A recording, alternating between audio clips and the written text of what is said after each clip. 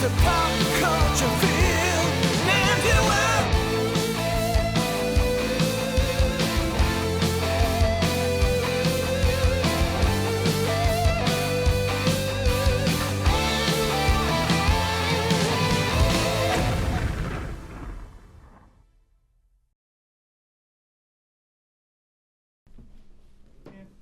I did it. Yeah. That was a weird, obscure movie reference to a movie that nobody likes or has seen. Dreamcatcher. I haven't seen that enough times to get the reference. Their friend. I did it. Like special friend, played by a very emaciated Donnie Wahlberg, who must have done that like right after he did Sixth Sense. Yeah. It's like, let me just dovetail. Yeah. I've got the body. I might as well keep using it, you know. You know about him, right? Yeah. Donnie Wahlberg. You know, because he was the young guy in the beginning of Sixth Sense that Bruce Willis couldn't help, and he ends up shooting him. He's like super emaciated. Like Donnie Wahlberg like starved himself. You know, for that role, and then he pretty much looks the same in Dreamcatcher, which is not a good movie. But anyway, on with the show. So the way we'll do this is just cue it up, kind of do the intro, and then at some point throw it to me, and then I'll. Okay. All right. Too easy. Want me to do it? Yeah. Sure. Okay. Welcome back, everybody, to the Hello. Pop Culture Field Manual podcast. I like how you just get in there, right on top of me. It's Hello, fun. hello. It's good. Greetings. It's good to be back, folks. I'm Israel Wright, former Green Beret, with me as always. Cameron Fath, former Army Ranger, and today you guys are tuned in your vehicles to a very special episode of the Pop Culture Field Manual podcast because it's going to be a little bit unconventional as Israel is used to. It's going to be a little bit elite as Cameron is used to. I was trying to think of an equivalent, you know. No, Superior. Superior. It's going to be a is the word superior you're show, looking just for. like the Rangers. Yeah, but I mean, this one's going to be exciting because it has everything to do about what is what. I lost my train of thought. That's a good intro because it's all about questions, and you just asked a question, and we're going to be asked questions. Today's show is called Pop Quiz Hot Shot. Pop Quiz Hot Shot. Where's that from? What don't movie? What movie? You don't know? Pop Quiz. It's what? from It's like a Keanu Reeves movie. Yeah, it's Really? from Speed. Yeah. It's from. Really? Did you know that it was Keanu? Did you just guess Keanu Reeves? I just guessed Keanu. That's Reeves. really funny. Really? It sounds like something that would be in a Keanu Reeves. Pop Like they're Quiz Hot saying Shot. it to Keanu Reeves. Yeah, 'Cause he Jeff thinks he's a hot Daniels. shot? Yeah, they're doing this thing in an elevator in the beginning of the movie, and there's this like banter back and forth between him and Jeff Daniels to build up their relationship in the movie. And he goes, all right. He's like, Pop Quiz Hot Shot. You are faced with a hostage, taker. He's got a hostage in front of him. What do you do? He says he's like, I shoot the hostage. I shoot the hostage. But that's where Pop Quiz Hot Shot comes from. And that's exactly what we're going to be doing. Chris, our wonderful voice of God, Chris, is going to be describing us a scenario. Chris, you explain it. I'm not going to steal your thunder. Okay. You're not gonna, when I'm like midway through my explanation, go, hello. Hi there. Hi there. Hello. Hello. Hello.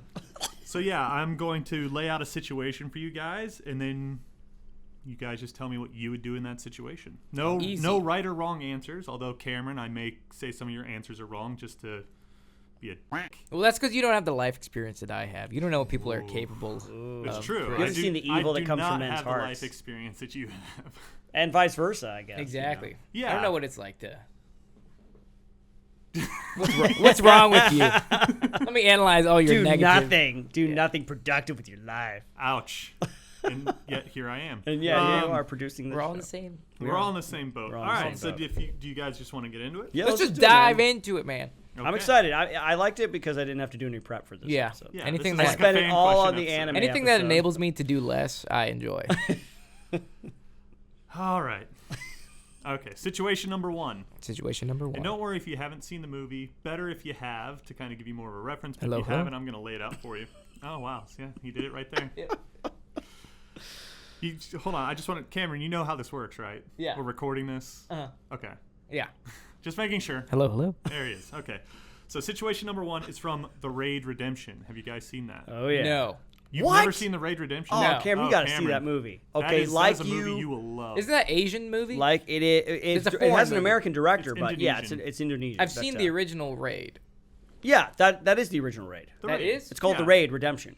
When they're just going into that multi-level criminal that's house. it, man. You've seen it. Yeah. Oh, okay. Yeah, it's just don't called remember The Raid any- Redemption. The Raid I don't- 2 is called The Raid 2. Oh, okay. Yeah, I don't remember much from it. More but redemption I than guess I have redemption. seen it. Well, this is what's great about this whole Game. we're It doing doesn't is matter. It doesn't matter what your name is. I'm gonna lay out what the situation is, and then you just tell me What I you would would do. Okay. So you and your team must clear a building filled with criminals floor by floor with a drug kingpin on the top floor and plenty of armed baddies along the way. But wait!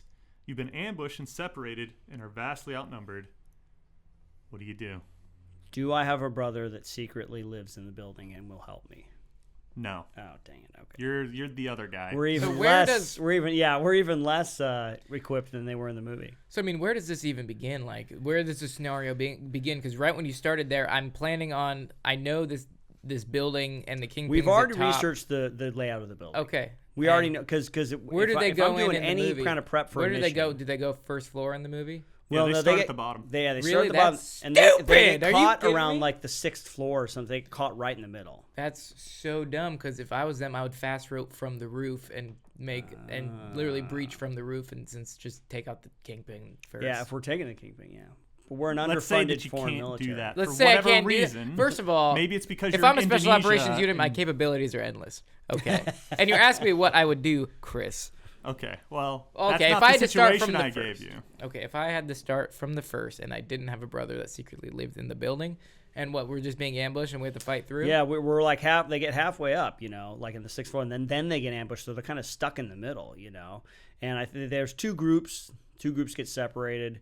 There's like the main guy, Ika Uwais, and his group, and then there's like the sergeant and the good lieutenant that's in that group. And there's no sake of getting reinforcements here. Well, I mean, I would try to like radio. Yeah, out, literally. first of Hey, all. we're outnumbered. We need support. We need QRF, Yeah. to come for us. Send out a QRF and just hold what you fucking got. Yeah. I mean, establish your foothold and fight for Right. a breach. I don't know if I'm going to be wanting to move around too much unless I absolutely had to. I'd want to hold up somewhere. They do a good job in the movie of them trying to hold up, and then the people in the building, they just know the building too well. They got snipers on the outside, so right. anytime somebody walks in front of a window, they snipe one of their dudes. Yeah, so hold up in there, wait for reinforcements. Right. All right, I'm going to kind of dungeon master this, where I'm just gonna keep modifying stuff as we roll go. 6 Yeah, to roll for strength. Yeah. Roll for Constitution. Well, let's say there is no backup. There's no one coming. There's no one For whatever reason, no one comes in the movie.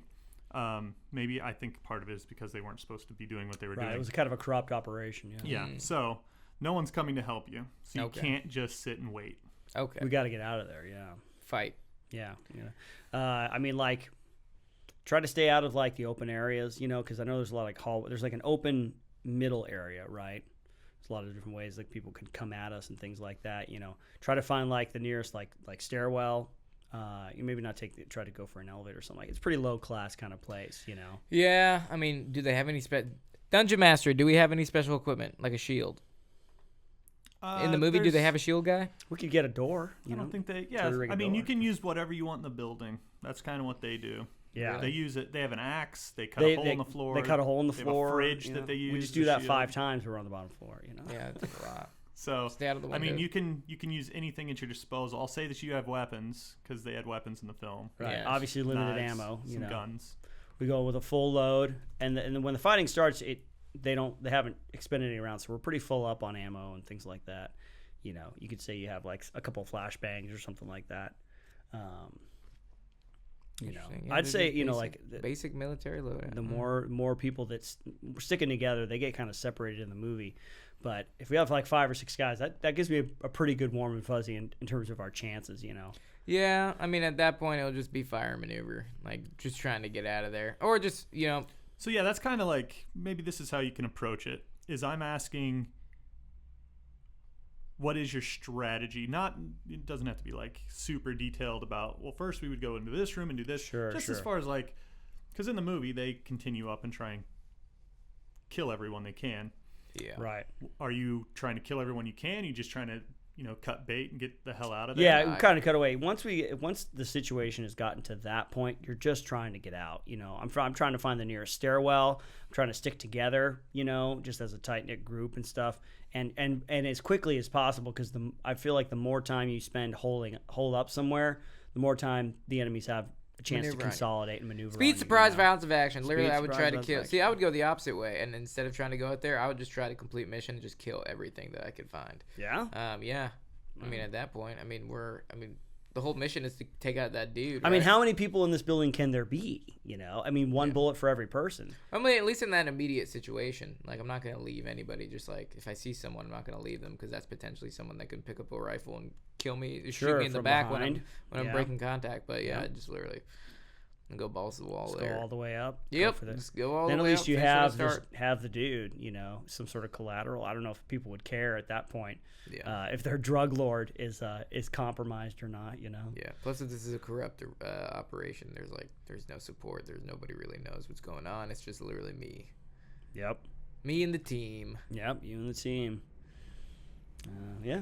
So then, Israel, you're saying you would I would say try to bug out. Find a way to get out. Yeah. Because you can always regroup, come back later. But Cameron, you just going all in, huh? Going all in. All right, I like it. All right, are you ready for scenario number 2? Scenario number 2. It's good times, man. Scenario number 2 is from the All Gillied Up mission from Call of Duty 4 Modern Warfare. Cool. One of which we are familiar. Mm-hmm. All right, and I'll just give a quick recap for anyone listening that doesn't know, because I certainly didn't. In this mission, Captain John Price is deployed along with his senior, Captain McMillan, who will pretend as you in the outskirts of Pripyat, the city that Chernobyl emptied. Yeah. The British government had authorized an assassination order. Wearing ghillie suits, you must make your way to a hotel vantage point and wait for your target. Nice. So, what are you doing? Nice. What do you mean? What am I doing? Well, obviously, I'm fulfilling that mission. Well, but I mean, so you're in your ghillie suit, you're going around, but are you just straight stealth? Are you not gonna be seen at all, or are you gonna come across someone and you're just gonna very silently kill them? No, Or are you gonna cause a ruckus and disappear? What do you know? No ruckus. I mean, I full silent, full stealth. Full silent. If you think about, we're way behind enemy lines. Stalking. There's only 2 of us. Yeah. I mean, the idea of doing the sniper missions, from what I know about it and stuff, is you train for that. You train to be behind enemy lines for days on end. Very little resources and things like that. I suppose if somebody tripped on me, and they were alone, I might have to take them out and then hide the body. Yeah, if we became compromised, which is actually super interesting, because if you read, there is a Special Forces reconnaissance manual. And you need to have military. You need an active CAT card to be able to read it, because you need to get into the government system to read it. Wow. The article is actually, the guide is. I actually enjoy reading it. How it talks about? Well, it's Special Forces reconnaissance form. Right. I actually have it on my phone, but you don't have to read it out on. No, I'm not. It's a specific publication that the Army is right. Went out, but they go over what to do if you're on basically a lone survivor, what they should have done. Oh wow! With the bodies, they kind of analyze and stuff like that. Yeah, it's super cool. I love it. And they even talk about what do you do if you come across an enemy combatant when you're to basically avoid either a soft compromise or a hard compromise, and they're and they also go over how to hide the bodies. Shit. It's I imagine there'd be a lot of body hiding on our mission. It would be. It's a pretty cool one. I'm still just recon doctrine. Where's my little? I have a little tab in my phone that says recon doctrine. What I love about that mission is that it's Captain Price. It's a flashback, and he's talking about the guy that taught him, McMillan and stuff. And from what I remember watching the video, this is one of our earlier Experts React videos for Gameology. They have a pretty hefty loadout too, not just their sniper weapons, but they got I'm trying to remember, they got some submachine guns and stuff with them. They pick up stuff on the way when they get compromised. Stuff, yeah. A good sniper team, and that doctrine is ATP 3-18.4 is SF. But you can. As far as just a sniper team operating behind, because I have a little experience with stalking, just being in a reconnaissance section and working very closely with our sniper section. We're kind of just in the same area, because recon and long range, their mission sets are the same, just in reverse order. So the reconnaissance section, our job is to primary is to collect information. Our secondary is to pretty much fight, and then. For snipers, the role is switched. So their primary is to take long shots and kill, and their secondary is to collect information. So like okay. that's why we work really closely, because pretty much our mission sets are exactly the same, just swapped in priority. But yeah, just remain undetected. Stalking, like the whole point is to not be compromised. Like the second you let people know that you're there, is you've lost it. You've lost it. You're done. Yeah, you just have to exfil, basically. Yeah, you literally just exfil. Like if you're compromised, like regardless of like a soft compromise, like there's some depending on how the compromise have done, like in Lone Survivor where they come across those dudes, should have fucking killed them. You shouldn't have left. Actually, you might as well. Yeah, just should have killed them. But yeah, there's stuff you need to know what to do, and it's all dependent on the situation. For a hard compromise, like if you get in a firefight, you should just stop. So yeah, to answer your question, Chris, definitely remain undetected and utilize terrain and everything to my advantage to I get to that vantage point to take that shot. Yeah, blow that dude's arm off. And blow that dude's arm off. Yeah, but I would have hit him center mass. You would have actually hit him. I would have not. Well, in the game it says you have to cooperate to eliminate enemies. Yeah. So like that quiet, kind of like what you're talking about. Like there's a way to hide the bodies. Yeah. You come up as you're infilling, you come across some dudes, and you have a choice with some of them whether you want to skirt around them or go through them. Yeah. But then at the end, when you get compromised, it's just a run and gun fight to the end. It's just a gunfight to the exfil. Yeah, to the exfil. You get the you set up a bunch of claymores. Yeah, because once you take the shot, it gives you up. So then you got to fight to your exfil, and yeah. Jumping out of exploding buildings. It's awesome. It's great. Classic. I'm sure every sniper has that story. Yeah. Oh, yeah, it's a pretty much Sniper 101 story. Yeah. We're going to try and get that, what's his name? Richard. The sniper. Yeah, Richard, Oh, yeah. We'll try to get him on from the here. Gameology. Yeah, he already said he wanted to come by. We just got to give him a date, so. All right, well, Nice. let's man. get that guy We'll a have date. another I like sniper that guy. episode. Yeah. Everyone always says he's intense, and I'm like, he's intense? Well, yeah. He's talking about sniping. I think you look at his Instagram, he seems like a pretty like earthy, kind of open, fitnessy dude, outdoorsy guy. Yeah. Down to earth. Just like every other sniper. Okay. Yep. Scenario number 3. This is from The Replacements in the show Band of Brothers. That's great. Yeah. So during Operation Market Garden, which is when the Allies invaded the Netherlands with debatable success, you get separated from your company, like Sergeant Denver Bull Rambleman does in Band of Brothers. Okay, I remember this. You're behind enemy lines. You're wounded by shrapnel. What do you do to survive? Yeah, man. I remember he like hides in like a barn or something like that and has to kill a German soldier at one point. Yeah, I mean, I feel like, well, it's what year? What part of the year is it? Is it cold? I'm like hiding in the woods, trying to orient myself. So I'm injured by shrapnel. How restrictive does my injuries? You got to render aid to yourself if you can, Yeah, patch it up. yeah. So first of all, my health is my priority. So depending on the extent of my injuries, definitely going to be self-treating. But I mean, back then they had first aid equipment on them, right? Assuming they had IFAKs. Yeah. Yeah. So utilize IFAK, and then pretty much survive. I mean, like, basics, right? You gotta. If it's cold outside, I would try to find some place, to kind of hold shelter. up into shelter, and then make sure my wounds are taken care of. Out of sight, out of mind. Maybe find someone to help.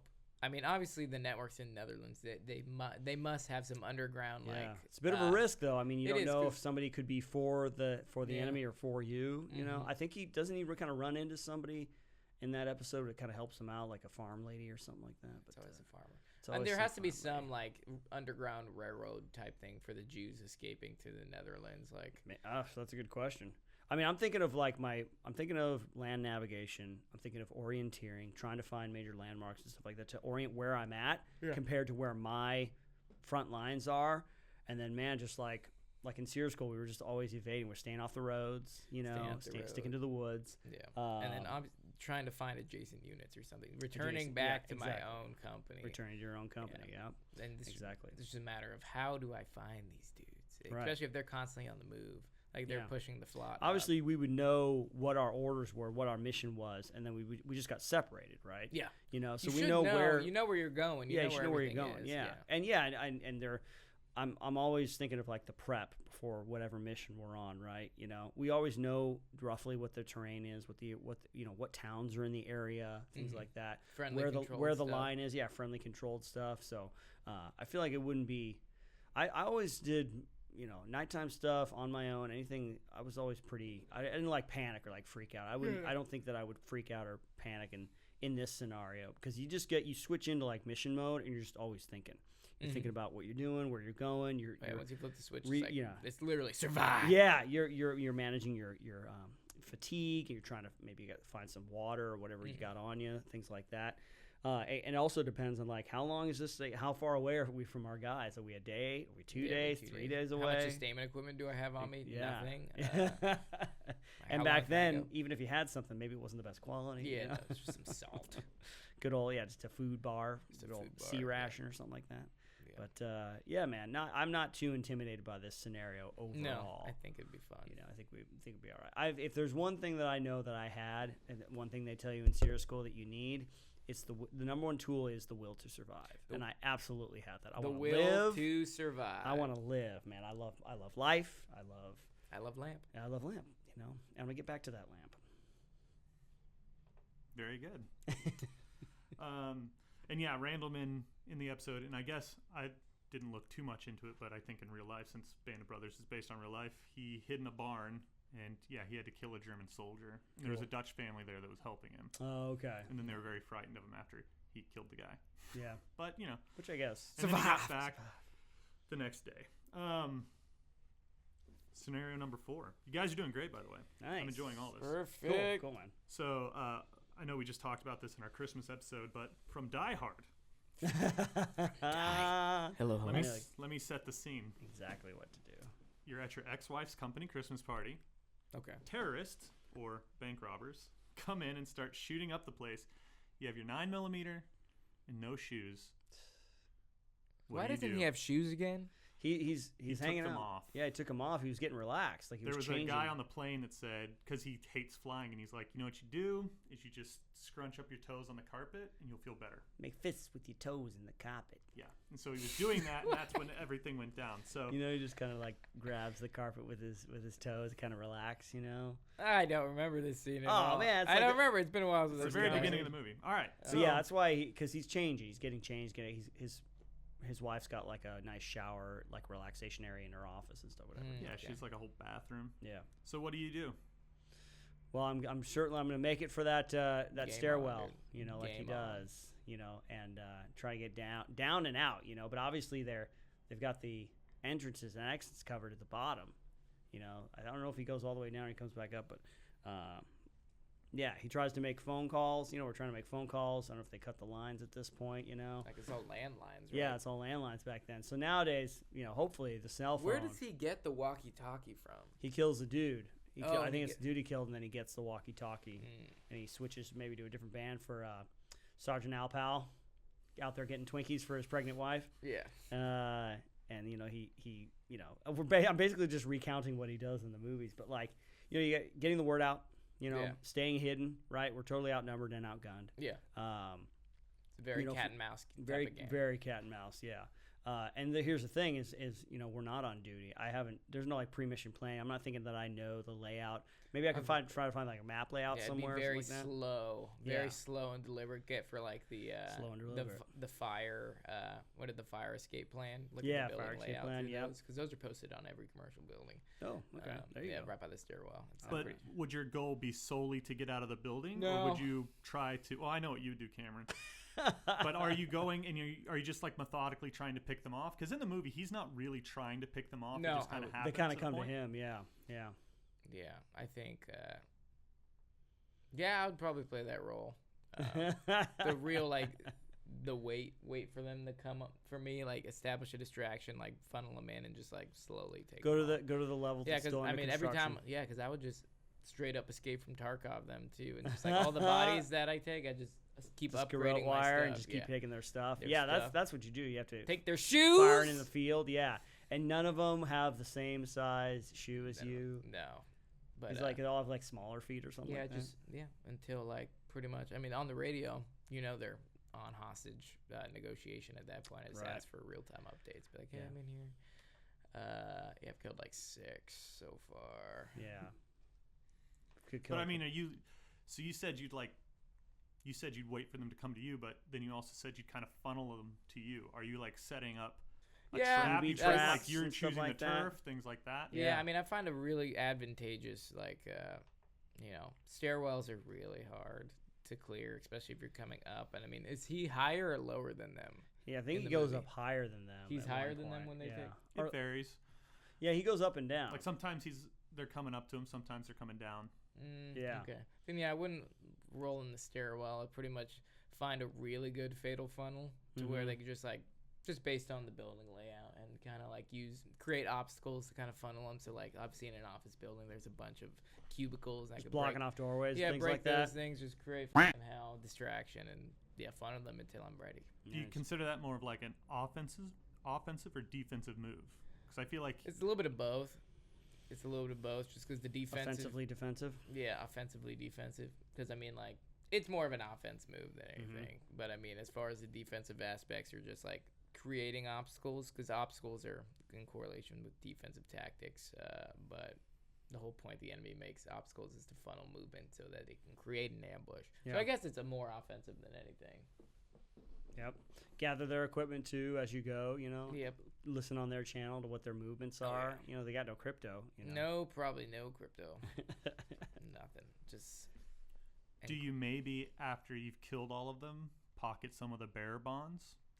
Do they have the bear bonds? That's what that was all about. It was just a big robbery, man. It was a big robbery. Yeah, they make the ruse is that there's some sort of political terrorists, and they make all these wild wazoo demands of like releasing political prisoners, but they're in that building because that building has a vault at the top, and they gotta get into the vault. There's all these bearer bonds, They'll be sitting on an island in the South Pacific, making 20%. So yeah, I would maybe pocket some of those bonds as well. I mean, listen, Yes, I it's would Christmas. It's Christmas. Christmas. Time. Come on, you It's guys. Christmas. And you after gotta all- buy presents for everyone. After all we did for this company, like I don't think they're gonna miss a couple of bearer bonds. Also, bearer bonds untraceable. Oh wow.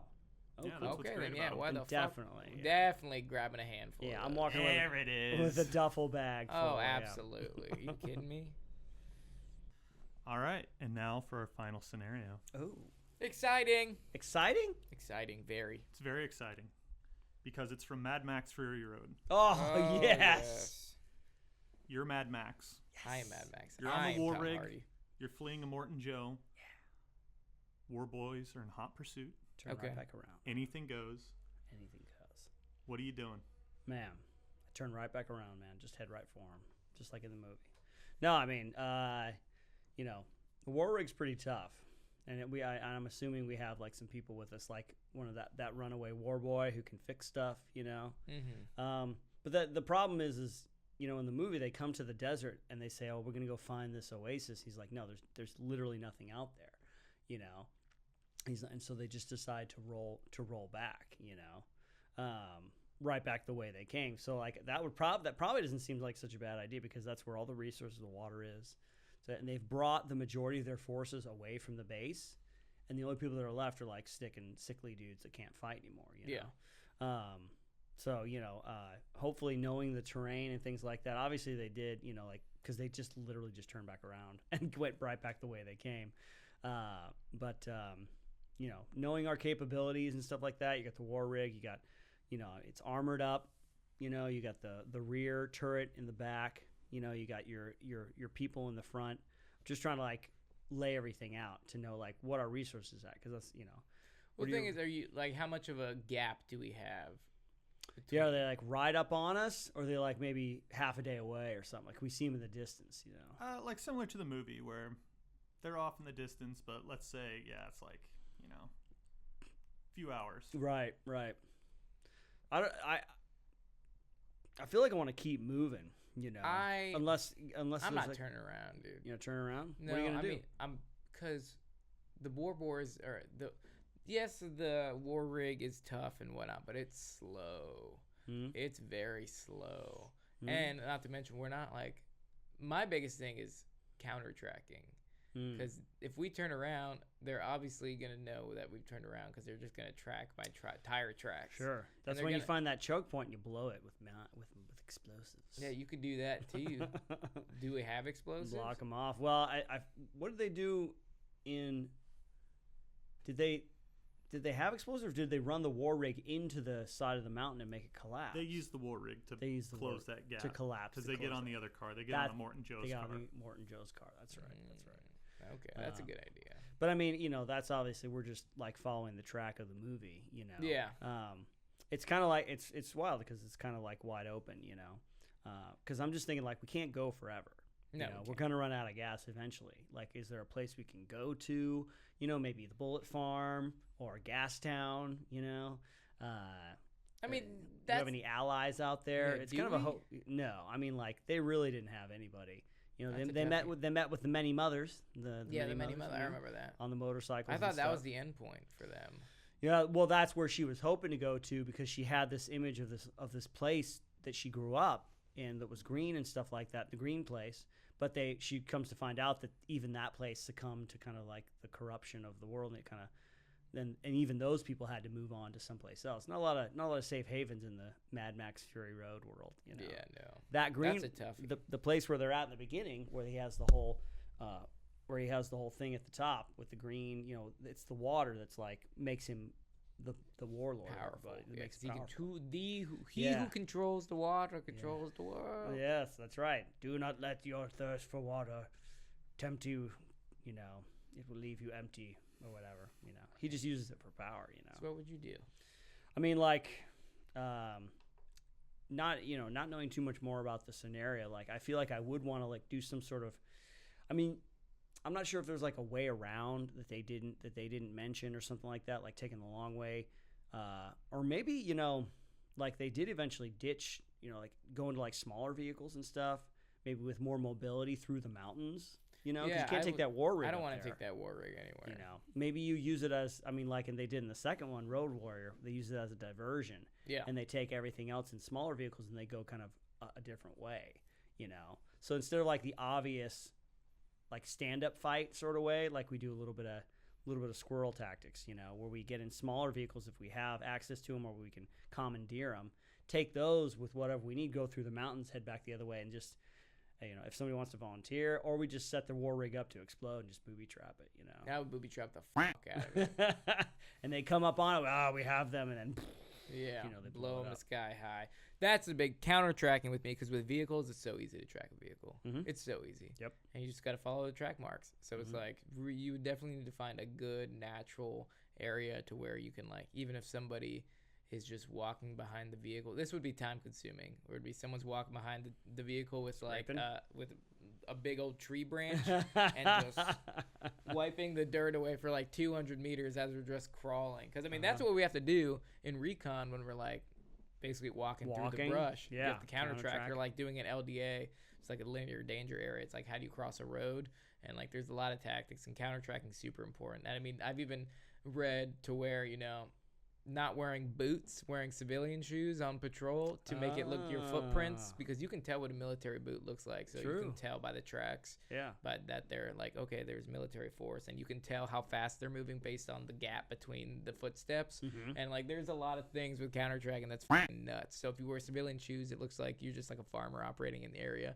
And I've also heard when you're crossing an LDA, you can walk across it backwards, so it looks like the footprints are going the other way to throw them off. Oh, that's awesome. Yeah, like there's a lot of things you can do for counter tracking, but that's awesome. Yeah, it's super cool.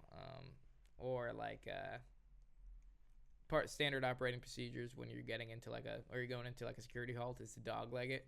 So you basically, instead of like when you're walking on patrol, instead of just stopping wherever you want to stop, you would kind of find where you want to stop and then start taking a bold flank around it until you like completely circle it and then head in. So if somebody's tracking your footsteps and they're just basically going across your trail, they're gonna basically pass you and start following that trail, and you're gonna be right in the middle and just see them paralleling your position, so you get the jump on them. Nice. Apart from mobility, it seems like there are advantages to being on foot and stuff like that. Apart from being able to cover large distances, because you would be more mobile. Maybe getting back into those hills where they meet the biker dudes, and finding a trail through there and stuff. Yeah. I mean, those biker dudes, if they're existing in those hills, they have resources too. Yeah. So maybe wonder if there's something you might be able to trade. Yeah. I know that at that point in the movie, they've already betrayed them, and the motors, everybody's after them. The motorcycle dudes are after them. Yeah, everybody's after them. But it's pretty interesting scenario, Chris. Yeah, that one's a scenario, toughie. That's a toughie. Yeah, but I think you guys rose to the challenge. I like the idea that you use a playbook from a different Mad Max movie and use it as a decoy. Because they would totally follow the war rig, and then you can just pick them off. Yeah, you can pick them off. I mean, they still have rifles and shit too. Yeah, and they have those motorcycles, which are they're nimble. Yeah. Yep. Yeah. I mean, you could set them. Just wait for them. Just pick them off from a sniper position. Let's not reinvent the post-apocalyptic wheel here. Yeah. There's already enough reinventing going on. All right, well, that's all the scenarios, guys. Very cool. That's awesome, man. I'm going to say you passed your pop quiz. Nice. Thanks. Hot shot, pop quiz. I know that for a lot of people, the games at the end are some of their favorite things. So we just did an entire thing. Just one long game, One long game. Are we playing a game Yeah, too? there's still a game at the end. And there's still a game. Yeah, we're not shortchanging you. Don't worry. Don't worry. We still stick to our roots. But first, there's a fan question. All right. So now you can go into it and look. Okay. Now let's look at we're incorporating this into our show. We're gonna, instead of doing like a fan question episode, which we can still do, but maybe we can dole them out a little bit. So we're gonna do one fan question. This one is from Lackland M, and Lackland says, "What are your experiences working with other militaries from other countries, and could you possibly talk about some experiences that you have had with them?" This is a question. There's no question mark, so I think he's telling us to do this. But, it's funny. We get this question a lot. Yeah. And I feel like we've answered it before. I mean, whatever. I'm trying to think if there's anything new that we can add, because obviously when I was in Iraq, we worked with the Iraqi forces. Mm-hmm. That was our main thing. We trained them. We worked with their police. They also had their own elite kind of special forces unit, which on par with anything I've ever seen. We saw them. I remember I was hanging out at another base, one of our team's bases, while they were doing a mission, and I got to look at like the helo feed and stuff like that. And dude, they moved like we do, man. They were really slick and good at what they did, Yeah. So that if I had to say, the Iraqi forces are what I worked with the most. I never worked with so just in case anybody's listening to this and you're thinking about asking, never worked with SAS. Never got a chance to work with German or French special forces or really any other forces besides Iraqi forces, because that's where I deployed to. Interesting. I know I've talked about this before. We had an Australian senior NCO that was on like an exchange program. So he was on one of our teams in 1st Battalion. And he was a cool dude. I mean, I didn't get to interact with him all that much, but I think one of our guys went over there too. I always thought that was really cool. I asked about it, but they said, I think, as I recall, like only senior NCOs could do it. So I was like, I don't want to wait that long. So then I just went to Australia after that to go visit my second cousin. So, but no, not a lot of experience with other forces. But I know you, Cameron, you worked like Syrian. Obviously, you were in Syria. Yeah, that's the funny thing, man. Every time you talk about like working with the ANA, or you were talking about working with the ANA, right? They're special forces, they're commandos. Yep. Yeah, it's so funny because like when I was working with like the SDF and all that, it was like I didn't see them as like a military unit.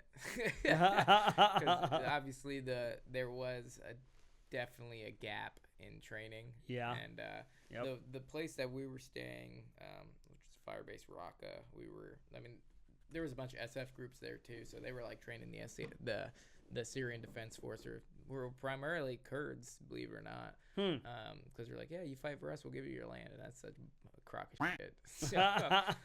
But I've worked with the SAS, I've worked with the French SAS, I've worked with the Korean, I think it was a 707. Oh, right on, man. They were interesting. We did a jump with them.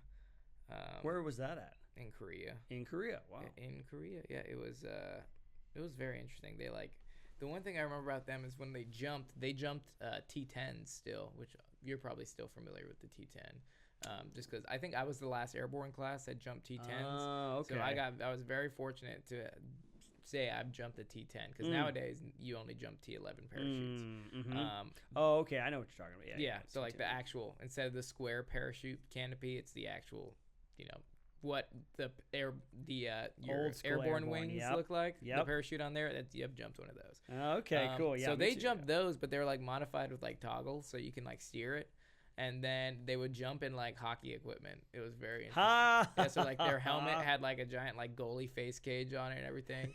And it would be hilarious because when we were doing our jump with them, they since they could steer their parachute, they would all steer the parachute not to the drop zone but to where our staging area, so they didn't have to walk. And we had a dude literally, so when they jumped, we'd all be sitting there laying down and like waiting to get into the bird. It was a helicopter jump, so we were jumping CH-47s, and we were just waiting to wait for the bird, and like literally all of a sudden you start to see dudes just like falling around you. And like one dude like came so close to landing on our bus that we're used to PLFing, which is, for those of you that don't know, a PLF is a parachute landing fall, where there is no really graceful way to land. If you're jumping, you literally just hit the ground and like roll, kind of. Yeah, it's an order. They give you like an order of what should impact yeah, it's the like ground. balls of the feet, calves, Side of the quads, leg, butt, cheek, back. Yeah, and you basically just like roll like a log, like a rocking chair kind of thing. Yeah, kind of thing. But these dudes, since they had toggles, would just land standing up. So yeah. we didn't know. So like we're Halo. watching, and the guy's not like prepping to do his parachute landing fall, and he's literally landing like 15 feet away from us on the cement. So we're all like, oh, and then he just goes kunk, like lands on his 2 feet, and we're all like, yeah, because nobody expected him to do that shit, and it was pretty cool. But yeah, those dudes were kind of cool. And then the SAS guys were my favorite guys in the world to just talk to and listen to. The French SAS there, they didn't even look like, they're not behemoths of men. They're all, French, regular guys, but they put in some work. And then the SDF were. It's hard to see them as a military unit because they were just like a bunch of fucking cowboys just going around. But yeah, I think it was awesome. Oh, and then the Italians too, the Alpini. Wow, you got to work with a lot of people. That's cool, man. And then the Alpinis, which were they're Italy's 75th equivalent. We did a jump with them too, and we did like a movement to contact, and those are behemoths of men. There was one dude, he must have been like 6'8", 300 pounds, and he would I was a machine gun team leader at the time, and I was carrying a 48 as well, which is the 7.62 saw. And this dude, and obviously it's kind of heavy, but this guy, he holds it like a baby. Yeah, but this guy would literally, he was so big that, and a movement to contact is we're walking all night into the sun. Like we're walking like 12 miles then get into a patrol base, wait for the sun to go down, and then hit our target. Or you're walking a long time and just hitting targets throughout the night, like 3 different targets throughout the night. And this dude literally walked the entire night with his 48 just like cradled in one arm like a baby. Every time I looked at him, his like other arm was free and he was just like cradling it, and he didn't have a sling, and I was like, you're a fucking monster. That's awesome. Those dudes were cool. I don't know, man. Yeah, so I hope that answers your question there. Lackland Air Force Base. Lackland Air Force Base. Well, cool. I like Nice. that question. That was a good question. Yeah, it was good. I always like enjoying or answering that question. I totally lost Regardless. all comprehension. Are we done? Or No, we have a game to go. yet? We have an actual game yet. It's another pop quiz. Okay. Pop quiz, hot shot. That's the name of the 2.0. game. In the midst of our conversation, I totally lost my train of thought. Like, where am I right now? He was on a beach somewhere. Yeah. This is called Pop Quiz Hot Shot, and I'm going to 2.0. say the most famous line from a movie, TV show, or game, and Hello, you're going hello. to tell me the name of the movie, TV show, or game. I love it. If you get it wrong, I will ridicule you. Okay. Super simple. There's one thing I can't handle. It's ridicule from Chris's ridicule. Chris. So the warm-up is Pop Quiz Hot Shot. Okay, that line originates from Speed. Jeff Daniels says it to Keanu Reeves. That is correct. Yeah. Fantastic. Yeah. You're all warm now. Yeah. It's only going to get harder. Righty. All It's fired gonna up. get Ready one to of go. these. If you get it, I'll be very impressed. Oh, nice. Really? It's a line from. I don't even know the movie that well, but I just love the line. I think it's a badass line. Okay. Okay. First one. I love it when a plan comes together. When a plan comes together. Is that 18? Yeah, that's 18, man. Yeah. That's 18. Yeah. Either movie or show. There we Very go. I'm Hannibal. impressed with myself. Hannibal does it, yep. And it's usually right before he puts the cigar in his Cigarettes. I mouth. think he don't know says what it a with the plan. cigar in his Yeah. hand. Come together. Either Liam Liam Neeson or George Papard. Yeah. He does a good job. Liam Neeson did I think he does. Of taking on I don't that think character. is there a bad Liam Neeson movie? I mean, Gray. Taken 3. Yeah, I'm not a fan He of the doesn't Gray. like The Gray. I don't like You don't the like Gray. the? Oh, you don't like the? I love the. Gray. Hopeless. Hopeless. Oh my God. Whatever. Darkman's very good. Okay. Darkman's great. Next one. It's easy to forget what a sin is in the middle of a battlefield. Oh, man. It's easy to forget what a sin is in the middle of a battlefield. What is that? Heartbreak Ridge? I'm going to help you out a little bit. It's from a game. It's from a game? It's easy to forget what a sin is on a battlefield. I mean, let's think Call of Duty or something like that. It's easy to forget what a sin is on a battlefield. I mean, that could be anything. But I mean, like, I'm trying to think of what Chris might be familiar with compared to what we're familiar with. You know what I mean? Yeah. Because I don't You're think... familiar with this. Yeah. Fallout, not Fallout. I just watched the opening movie, the opening movie to Fallout 4 the other day. It was really good. War never changes. I'm gonna say it's like Call of Duty, but I'm trying to think of. It's easy to forget what a sin is on a battlefield. That sounds like a period. Yeah, like that game sounds. or I'm trying to like figure that. out something with like religious context. Maybe like an old medieval game. Yeah, it's easy to forget what a sin is on a battlefield. Is it like Skyrim or something? No, I don't think it'll be fantasy. I'm gonna stick with Call of Duty. I just have to pick one. Man, I don't know, man. I give up. I'm gonna have to call it. I'm gonna have to throw in the towel. Cameron, you want to throw something out? Sure. You want to get close to your microphone, Mr. Slouchy? Sure. Hi. How's it going? How are you? Hello. Man, I'm not gonna. Hello. Yeah, I'll just throw. I'll throw Gears of War out there. Call of Duty Modern Warfare. Metal Gear Solid. Metal. Oh man, that's very Metal Gear Solid. It's so poetic. So Yeah. That's why I didn't want to give you any more clues, but I was like, it's kind of philosophical. Yeah. It is very. No, that's the first one. Metal Gear Solid. Yep. Cool. All right. Very Hideo That's a good Kojima. one, This yeah. next one is the one that I'll be impressed if you get it. All right. But I love the line. Whatever you're reaching for better be a sandwich because you're going to have to eat it. Whatever you're reaching for better be a sandwich because you're gonna have to eat it. Point Break. That's You would pretty know good. it if it was Point Break. Yeah, I know. You would know it immediately. Utah, give me 2. Utah, give me 2. What's it again? Whatever you're Whatever reaching you're for. reaching for better be a sandwich sandwich because you're going to have to eat it. Sounds like a war movie line, but you said you'd be impressed if we got this. Yeah, I doubt either one of you has ever seen this. Oh, okay, all right. Then I'm gonna say The Guns of Navarone because I've never seen it and it's a war movie. Lethal Weapon. It's The Laughing Policeman. The Laughing No Policeman. Lou Gossett idea. Jr. Louis Gossett Jr. The Laughing Policeman? I've never even What heard year? of that movie. 1973. Like I said, I'd be 1973. impressed. That one, that's just for fun because You I just love the like that line. because he's chasing the suspect and the suspect's on the ground and he's reaching and he puts his foot on him and he says, "Whatever you're reaching for, better be a sandwich because you can eat it." That's cool. Louis Gossett had a good run, man. He did. He was an action star for All a right, while. the rest you should be okay. Uh-oh. Okay. All right. Yeah, that Now- one was a now tough I'm one. worried. Yeah, I've never heard of Because it. we haven't gotten any of All this. right, here's the next one. Hardly. Dead or alive, you're coming with me. All right, I got this. Cameron, you want to give a guess? No, go for it. It's RoboCop. RoboCop. Dead or alive, you're coming with me. Peter Killed you, Miller. man. You were dead. You're dead. All right, next one. I have come here to chew bubblegum and kick ass, and I'm all out of bubblegum.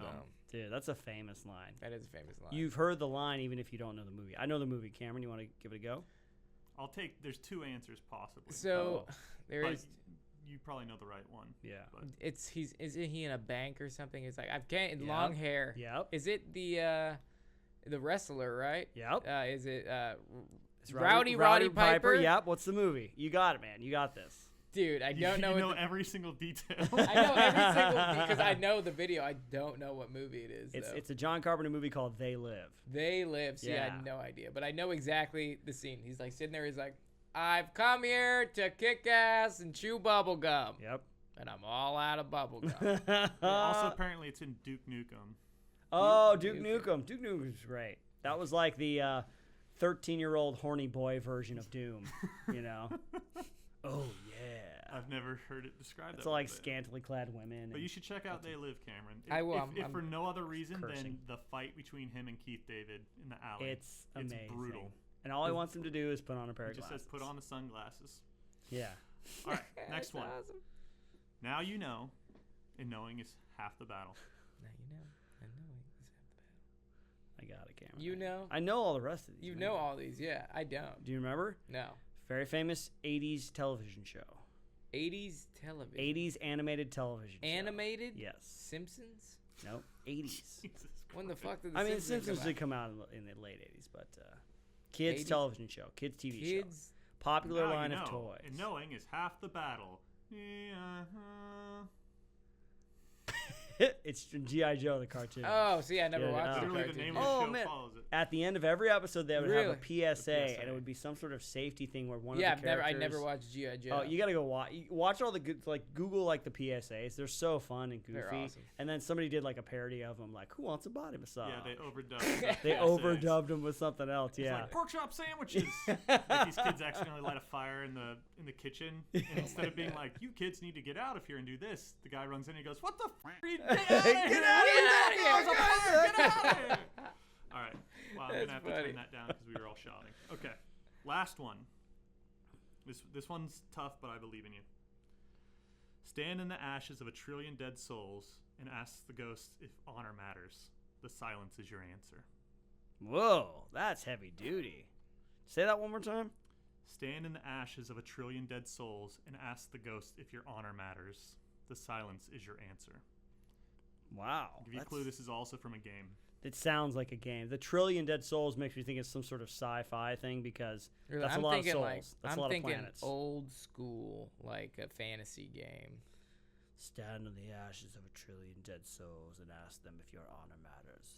Their silence is your answer. It sounds like something from like StarCraft or something like that. I'm gonna say StarCraft. Because it's like a trillion's a big number. That's a sci-fi number. You don't hear trillion very often. Maybe millions, maybe hundreds of thousands if it's like an Earth-based World War II movie or game. But trillions, that's some intergalactic stuff right there. Amy, are you looking it up right now? Okay. I'm going to say StarCraft. And I will say Hello, hi there. Hello. hello. I don't know, because I'll say like, God of War.